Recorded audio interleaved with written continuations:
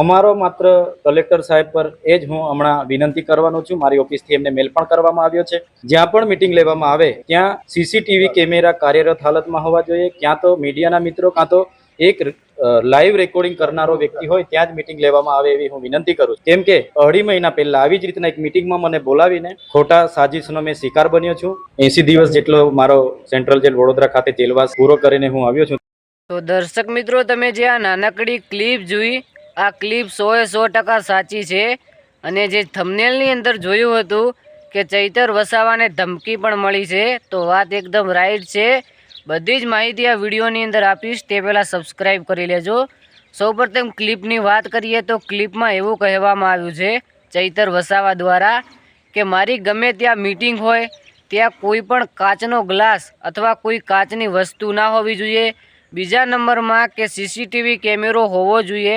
અને જો ત્યાં સીસીટીવી કેમેરો ના હોય તો મિત્રો કોઈ મીડિયાવાળા હોવા જોઈએ જે લાઈવ રેકોર્ડિંગ કરતા હોય.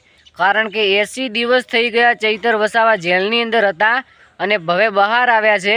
તો ચૈતર વસાવા ફરીથી નથી જવા માંગતા જેલની અંદર. કારણ કે મિત્રો વારંવાર કોઈ જામીન મળવા તે પણ કઠિન છે. અને મિત્રો ચૈતર વસાવાની કોઈ પણ પ્રકારની ભૂલ નથી. તે માટે જ ચૈતર વસાવા કહી રહ્યા છે કે મારી ગમે ત્યાં સભા હોય અથવા તો મીટિંગ હોય ત્યાં મિત્રો લાઈવ રેકોર્ડિંગ હોવું જોઈએ અને બધું જ રિયલમાં હોવું જોઈએ. કારણ કે આ વખતે કેસમાં કોઈ પણ પ્રકારનું એવું લાઈવ સીસીટીવી કેમેરા દ્વારા નહોતું બતાવવામાં આવ્યું કે ચૈતર વસાવા ગુનેગાર છે. કારણ કે મિત્રો જો ચૈતર વસાવાનું એ ગ્લાસ માર્યાના કેસનું લાઈવ રેકોર્ડિંગ થયું હોત તો મિત્રો ચૈતર વસાવા વહેલા જેલની અંદર છૂટી ગયા હોત જો નિર્દોષ હોત તો.